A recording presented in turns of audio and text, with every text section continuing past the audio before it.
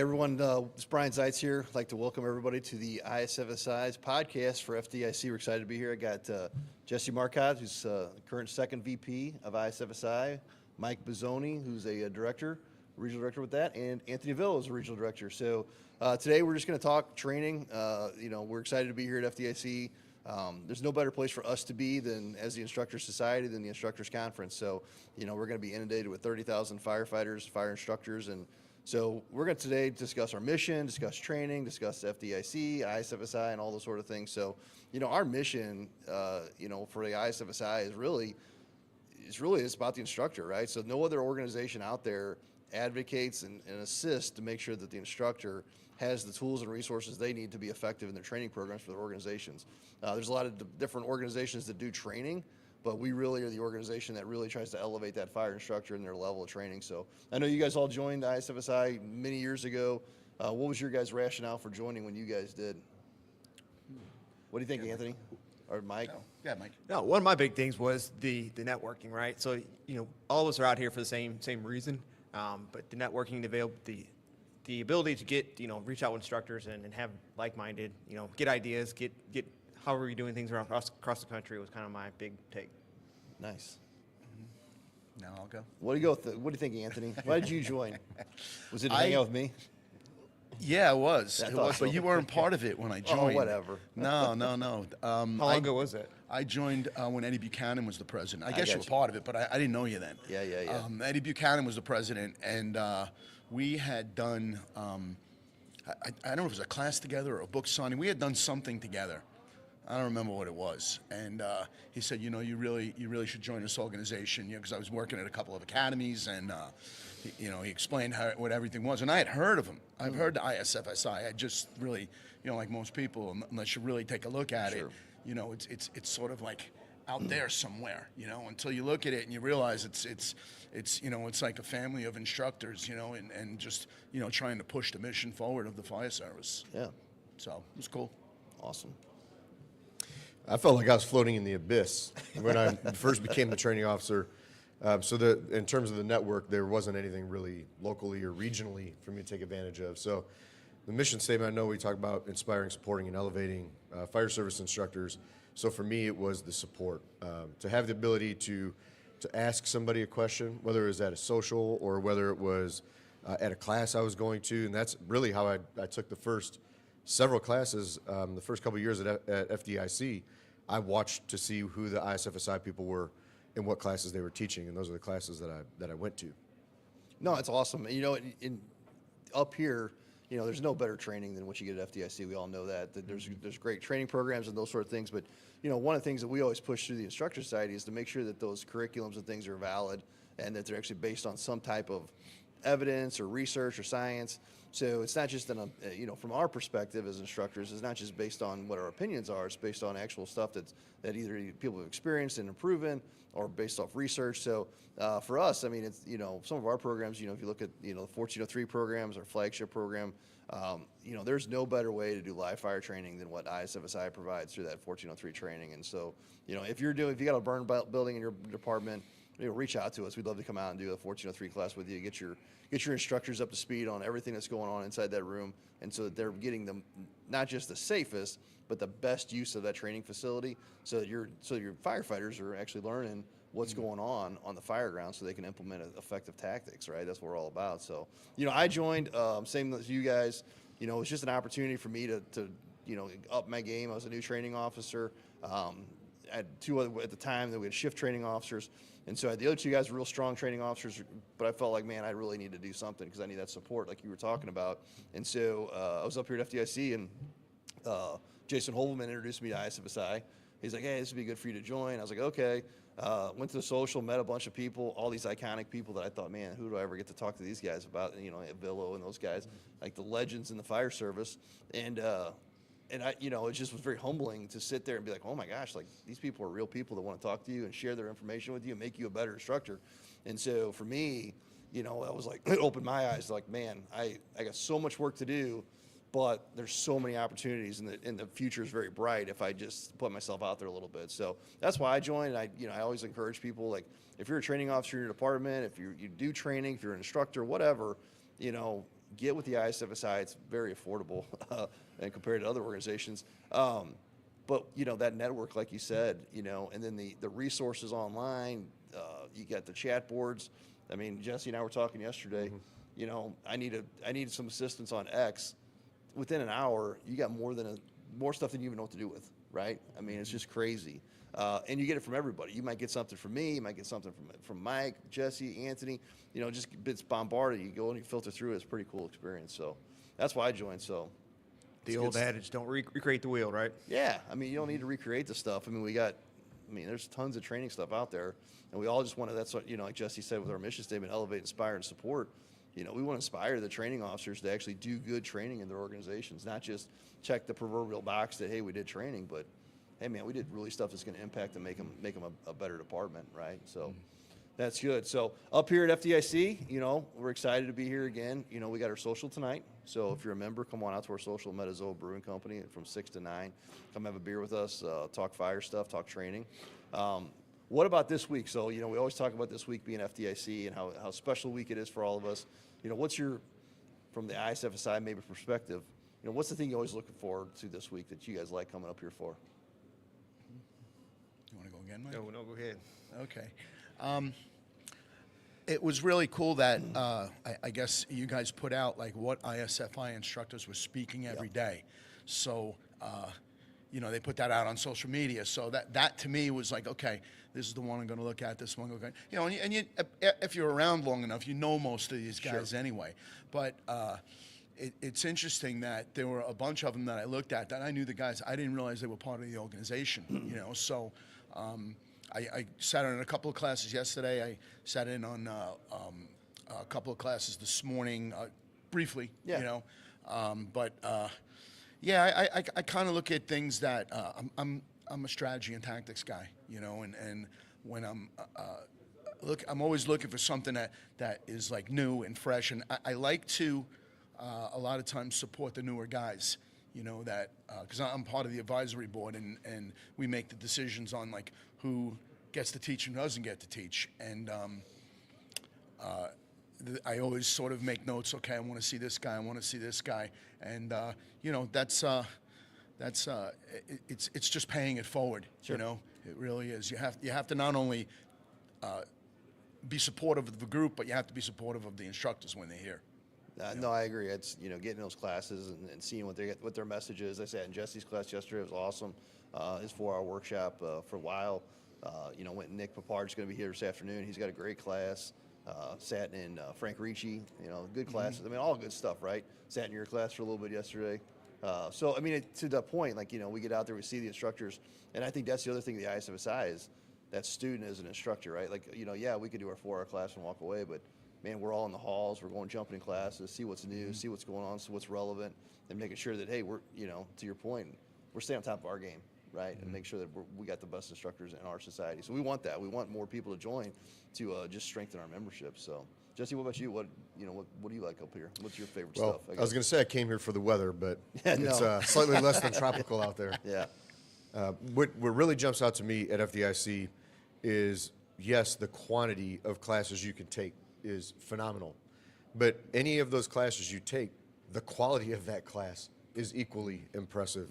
And I've had so many great classes over the years in terms of, I learned so much. That's why I carry that notebook around all the time. I'm going to Forrest Reader's class this afternoon. Make sure I'm taking lots of notes. But the ability to go to a class on really any topic, right on cue. Speaking of the devil, there's Right Forrest on Reader cue. right there. To go to any topic I want, and not only to hear the information, but have the opportunity to speak with those instructors afterward and have that follow-up and that dialogue. I think it's fantastic. Oh, yeah. You know, that's the nice thing, too, is, you know, you look at a guy like Forrest, right? Legendary guy in the fire service, wrote how to be an instructor, and you can have a conversation with a guy like, hey, man, what advice do you have for this? Him and I did a class at Winter Fire School together, and, you know, lo and behold, it was really just kind of like a man crush thing I wanted to do, to be honest with you. It's just to say I taught It's with way Forrest more one time. Like, hey, information than we you know, like, hey, me and Forrest, we taught together. Like, it's a big deal to me. So I really didn't do much in class. I just kind of sat there in awe. But, you know, that's the society, right? Like, that they put those people together. They open the doors for people to have the opportunities they need to excel in the fire service in their instructional game. So, you know, that's what I think the ISFSI's biggest thing is.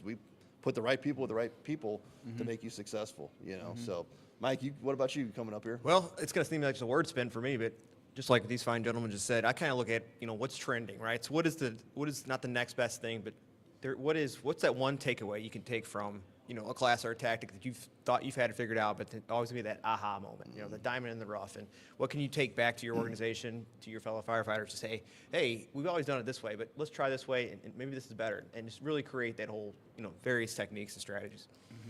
No, I agree. It's, the cool thing is you come up here and you get inundated with so much information, so many different classes, so many different topics. And, to your point of paying it forward, the people that are up here, they're the special ones, right? Like you got selected by your department or you paid your own money to be up here to learn. So when you do that, make sure, when you get back home, share everything that you got, make the fire service better. Don't hold anything close. Don't use knowledge as power. That's a horrible old school mentality, right? Like you learn something up here, like you said, find that diamond in the rough, that nugget from your class, the Anthonyville click system, right? Like, change the game for your organization with something that you actually got from FDIC.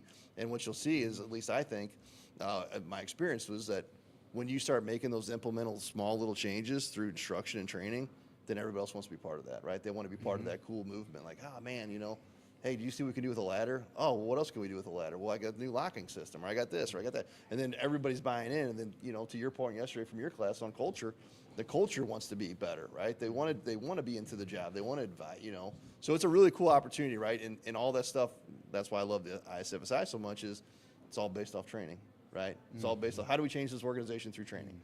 You can paper stuff to death, but when you get people involved, engaged, and actually doing the job, man, things turn around. So Yeah, I think that's one of the biggest things is taking it back. You gather information, but you need to take that back, and hopefully there's a receptive audience when you get back there. And the other thing is, as you just said too, is approach the instructor. After the class is over, approach them. Introduce yourself. Because I always give out all my information. My email is there, my website is there, and I encourage. Listen, you want the slides? I'll give you the slides. And because some people don't, and I get it, I understand that, but I always like to give the slides out because people aren't going to remember all this stuff. You're a 4-hour pre-conference. How much of that can you possibly right. remember? How many notes can you take? Yeah, so I'll give the slides out. I always tell them that, if I see you teaching it out on a circuit, my uncle owns an olive oil business in New Jersey, and want to have a talk with you. But, slides, forms, reports, like all the things that you put out there. But I think it's important, though, for people to approach you as well, because that's what I did, when I was first starting here. I approached Vinny Dunn, I approached Chief Brunacini, and you go down, you look at him, and like he's like 9 feet tall, and you're like, Yeah, right, yeah. And but that's where it starts. These guys will talk, people will talk to you, and pick their brains. Well, you said it best, is like every firefighter is always the same, right? They're all just a bunch of, all of us put our pants on one leg at a time. Yeah, we're all we're all same. firefighters, and we like talking fire. I mean, you got 30,000 people up here that came up here to talk about fire stuff. So, stop the instructors in the hallway. Like I just had a conversation for 25 minutes with Rick Lasky about different stuff going on. You told me 10 years ago that it ever happened. I told you no way in heck that guy would ever know who I am, right? And now we're friends. Like, I can call him, talk to him, stuff about, get some advice. And so I think that's the other thing that's cool about coming up to FDIC is breaking down those, like, hey, this guy's a legend in my mind, but he's the fire chief at his department or captain or whatever. He's still running calls or running the department or whatever that looks like. So you did mention something about taking something back.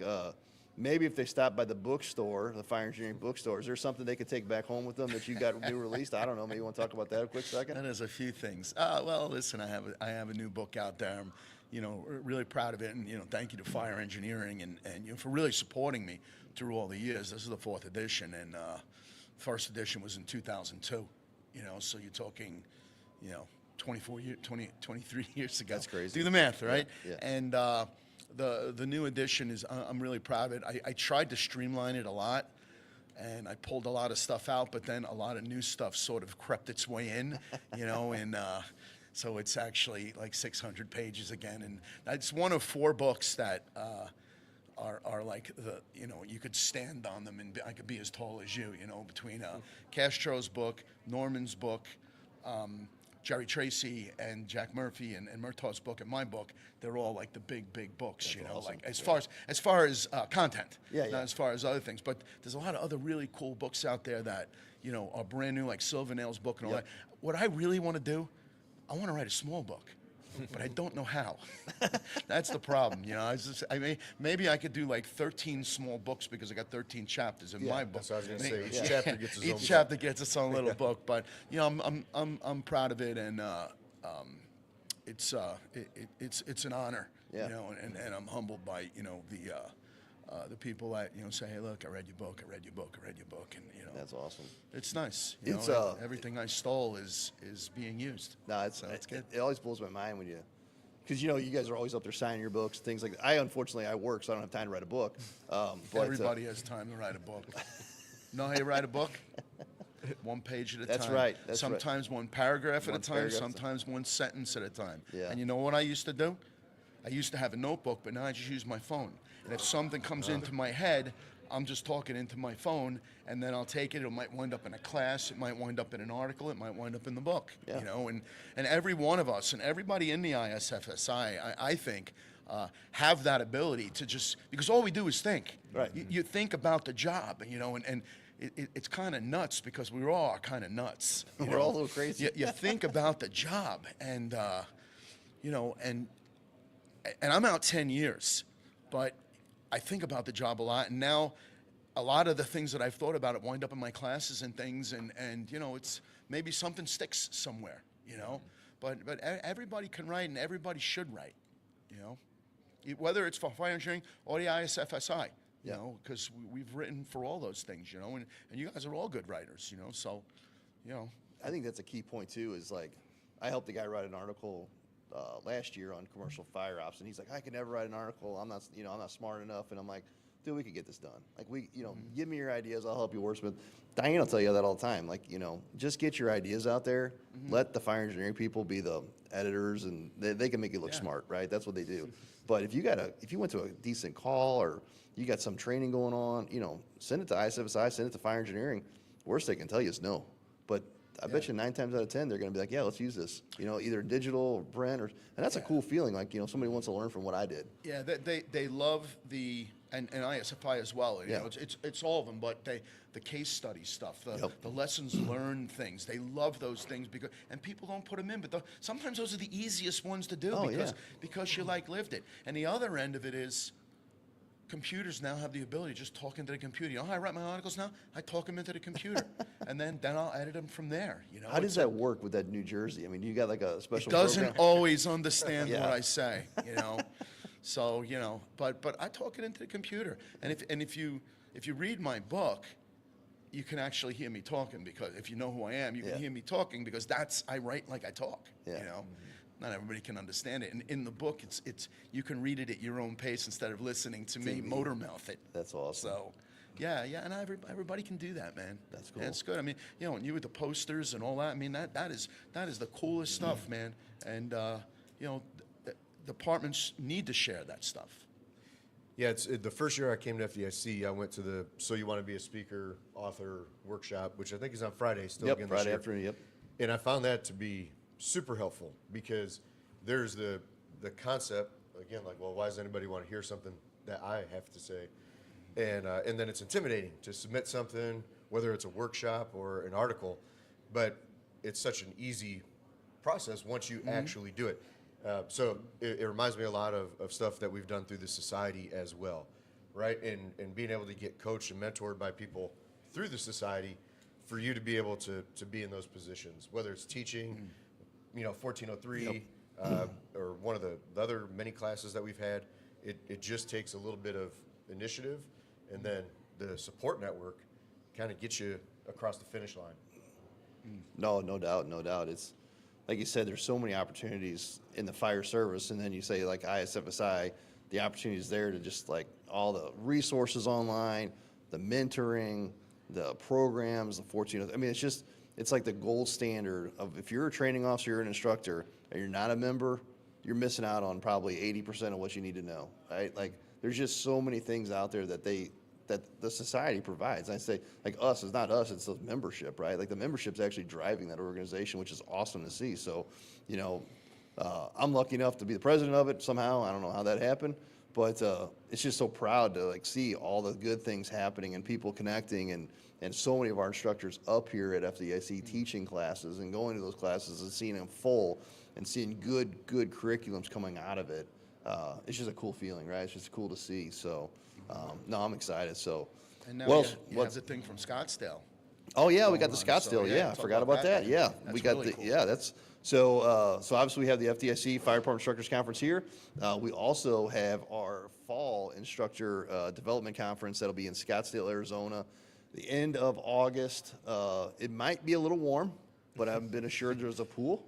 I've been assured there's golf, and so we're gonna have some social time there to network, because that's a very important part of the fire service, as we all know, is getting those faces and relationships built so that we have comfort calling when we need resources and those sort of things.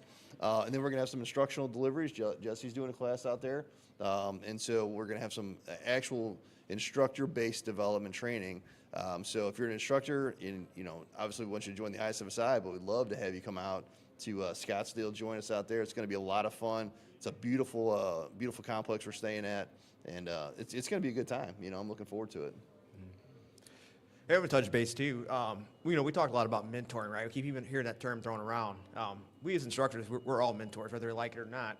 One of the huge benefits of ISFSI is we have a mentoring program, and I'm gonna kind of hand this to Jesse and kind of bring that up and talk about it, because we've had some great outcomes come out of that. Yeah, so mentoring and coaching, you can Google that real quick and come up with all kinds of different ideas, articles, tips, tricks, and so on. But what has been really neat, through the society is the ability to actually formally connect somebody with that mentor, with that coach. And maybe it's something simple. Maybe it's something simple to the effect of, we're going to help you write an article.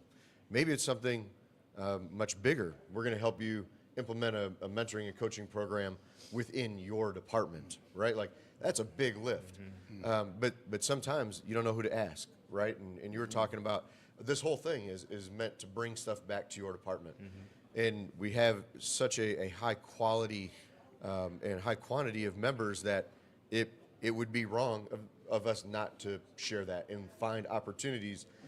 If we can connect somebody with somebody who's already been able to do something to that effect, why wouldn't we make that easier on that person, while allowing the person on the society's end to pay it back, right? Like you were talking about before. So I think it's a mentors. fantastic opportunity to match people who have that experience with people who are looking for that experience. No, I remember prior to the actual formal mentoring program getting started with ISFSI, we had a guy reach out. He was a lieutenant, and he just got put in a training office, and he reached out. He's like, hey, I got put in training. I don't know anything about training. Kind of had some political upheaval in his department, but he goes, I want to do what's right. And so I said, okay. So he joined and literally got on the boards, made some phone calls, got him hooked up with the right people. And within a week, he had a training program for 6 months. He had some ideas, some curriculums. And he's like, dude, I could have never done this on my own.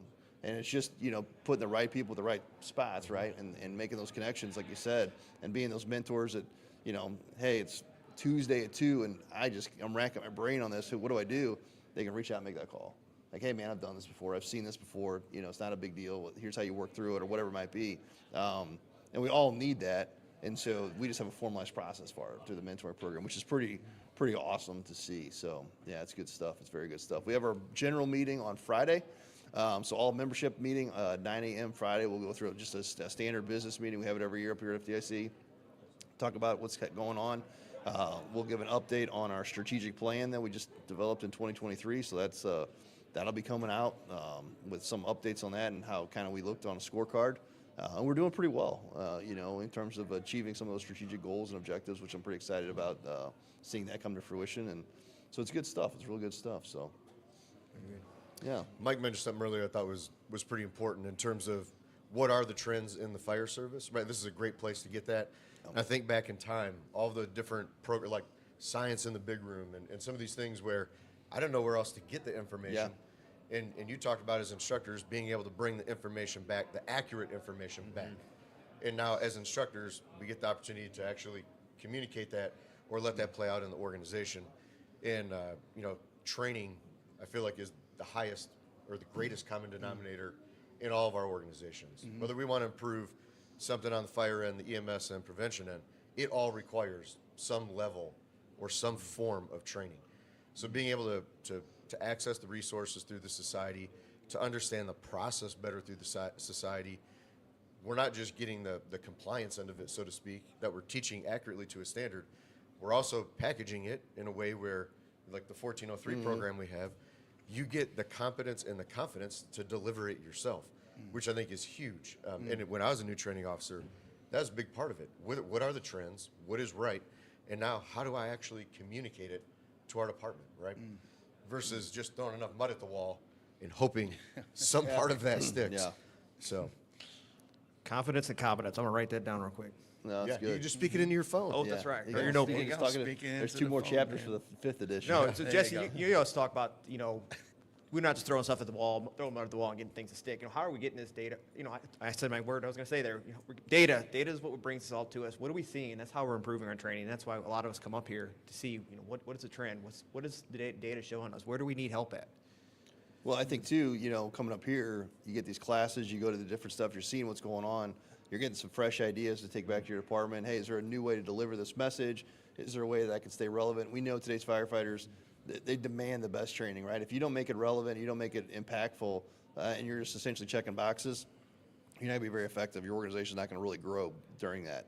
So you come up here, you kind of get the battery recharge. Jim Duffy does that great little cartoon he puts up on every year where it's like the firefighter's empty, and then the next thing you know, the firefighter's full at the end of the week. And it's so true, right? You come up here, it's hard not to be in love with the job. It's hard not to be engaged with the job while you're here. So yeah, it's good stuff. And so, you leave here motivated, you leave here engaged, you leave here wanting to do good things. And so, go back to your department, deliver that high quality training off of what you learned here, right? There's so many great instructors up here and so much knowledge. I mean, you almost think like the roof's going to blow off this place, right? Because there's so much knowledge from the smart There's an guys. energy. There's so much, right? So much There's energy, an so much energy here. Yeah. That's everybody it's like- feels it. it's palpable, Everybody feels it. Yeah. But I think too, you talk about the 1403 program, and now we're doing the 1400 series, right? It's 1400 series. 1400 series, yeah. If you look at the line of duty deaths that have occurred through, in training on live burns, it's almost always a case of them, not complying with 1403, almost always, So, I look at, on the website, all the people that are taking that class, and, it's just dozens and dozens of people, and they're just drinking that Kool-Aid because, I've worked at fire academies and, and you get academies where, you get these older instructors and they're used to doing it their way, and, 1403, you're quoting 1403. There's an instructor, I don't know if you guys know Mike Daly. And Mike Daly is he's like an encyclopedia of the NFPA standards. And, he works at the Monmouth County Fire Academy. And, he would say, look, we have to do this because, this is all 1403, And then there are some guys, well, what, we never did it that way, Yeah, but, you have to comply with the standards. Somebody gets hurt. It's the same with 1403, with just teaching people. I mean, the 1400 series, just teaching people how to comply with the standards while still, training your people in an effective manner, so that they can come away with something, And I think that's one of the biggest problems you run into. You go back to your department, and sometimes people are not interested in listening to what you saw. And, sometimes I would say as a training officer, you start out with, you start from scratch, and you got to keep on scratching. Yeah. Until something happens. So What's that evil word? Change? change. Yeah, nobody likes that. Change. No, it's good. And with respect to what you're talking about, like think of as instructors, a big part of what we're trying to do is decode the message, right? Simplify it. And I know that a lot of the NFPA standards don't make their way onto a lot of monthly reading lists at our book clubs. Yeah. But they're important. They're important for a lot of reasons. And I think sometimes it's intimidating because how do you break that down? How do you decode it? Where do you start? Yeah. So like think of the thermal imaging camera stuff that we've been able to come up with. Mike McCarthy and all the other guys, Jake Barnes, when he came out with the basement fire stuff. That is decoding the information. I couldn't have told you what the standard was 20 years ago. Right. But man, I wish I had a class when we got that first thermal imaging camera that decoded that for me versus waiting you know, 15 years for a eureka kind of a moment where I'm like, wow, I could have did that 20 years ago and I Yeah, didn't I know could it. have been knowledgeable of this stuff. So Yeah, well, I saw Mike do that. Like you know, I mean, I've been worked with thermal imaging cameras, but I never seen it done the way he did it. And you know, so you're teaching people how to train with that thing in the proper way, you know, and otherwise people just going, yeah, what do we do here? what do we do? Yeah, well, this don't work. You know, Yeah. I remember when we first had thermal imaging cameras, you thought everything was on fire. You know, you looked through a thing and you know, it was like everything's on fire. Now, you know, and now, you know, of course, we're educated better, and the thing has certainly evolved. But you know, the standards and the way that they're taught by these instructors are you know, it's incredible what people take back. You know, or have the opportunity to take back. Yep.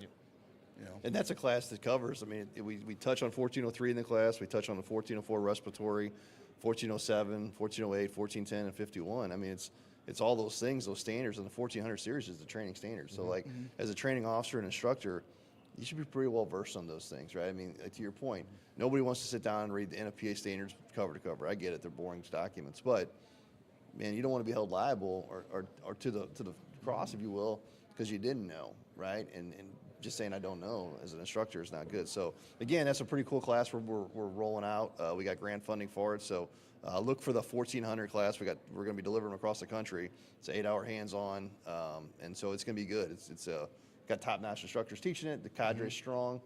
Great curriculum. You guys all participated in that and developed the curriculum for it. So yeah, it's definitely a class that if you're an instructor or training officer, you got to get in it, man. You got to get, and you don't have to be a member. As much as we love you to be a member, if it's in your area, sign up for it. And you know, and I think at the end of that 8 hours, if you're not yet a member, I think you'll want to be a member because you'll want to be part of what this movement is, which is really exciting.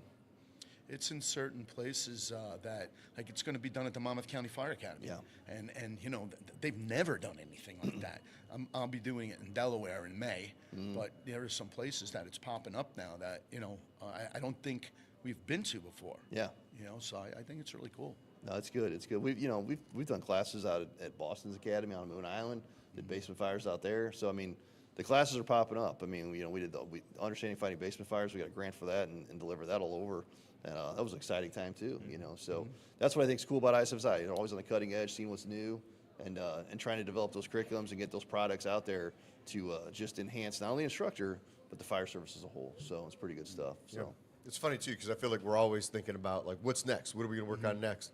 But when you stop and look back, like you're talking about the Understanding and Fighting Basement Fires program, basement fires aren't going away, No. right? They're still a thing.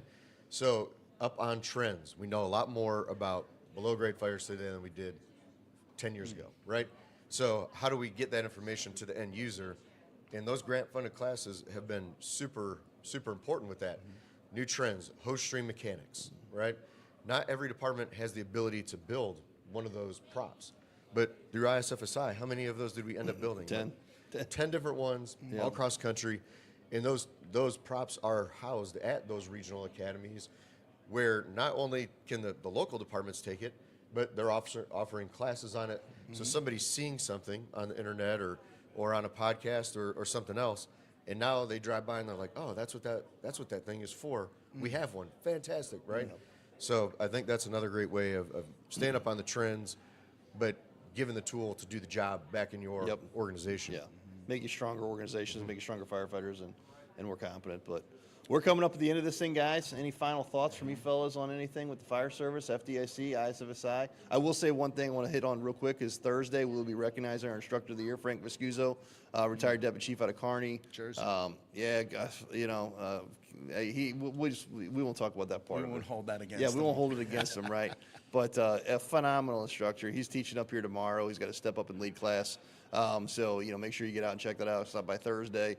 We're excited to give him the award this year. And I know you guys all know Frank sat in his classes, and, you know, from a leadership perspective, I mean, there's not much better than that guy. So we're excited about that. So final thoughts, FDIC, ISFSI stuff from you guys? I'm just happy to be part of these organizations. You know, I'm humbled, and you know, the support is out there if you want to be a good training officer. You know, you need to look for, and not only Class FDIC, but the ISFSI. We're there. We're there, and you know, I'm like floored by the amount of talent that I saw when we went and did the train the trainer for us for the 1400 series, and how much, like, I'm like, wow, I didn't know that. I didn't know that. I didn't know that. It was tremendous, man. But thank you for having me on here, No, man. yeah, thanks for coming. Yeah. Excellent time. Yeah, and echo everything Anthony says here, and just you hear us talk a lot about the instructor conference in August. I believe you're here at FDIC. We got a poster with QR code. You can scan it, get some more information, get signed up. You should be there. So that's all I got. Yeah, my general thoughts are soak it up like a sponge as much as you can. Whether that's all of the classes, the different networking opportunities, this is the time to do it. And I always thought about that too. Like, this is my opportunity to put fuel in the fuel tank, right? Yeah. And get my reserves to get me to the next year. The Kool-Aid is being dispensed. Yeah, and then I What flavor? joined the ISFSI, and it was like, oh, I can just stop and fill up whenever I want to now, and keep me going to the next year. And seeing the blend of speakers, and I remember Captain Bill Gustin when he was being recognized for various things. He would say, hey, that next person is out there, the next George Post Award winner, the next keynote speaker at FDIC. Those people are here and they're out there. And I think it's fantastic that you look ahead 10 years, and the people who are going to be doing that will have learned from all of the people that are, have come before. have preceded them. So Leave it better than you found it. No, that's true. That's true. Yeah, I remember they said that. We were sitting in the opening ceremony, like the next keynote sitting in this audience somewhere, and it resonates with you. And the people that are taking classes up here this year could potentially be teaching classes next year, right? So if it's an awesome week. Get out there, get excited about it, get engaged, network with everybody. Stop by our booth. We're right next to Fire Department Coffee, right in the Wabash Hall. So come down, say hi. We're going to be there all week.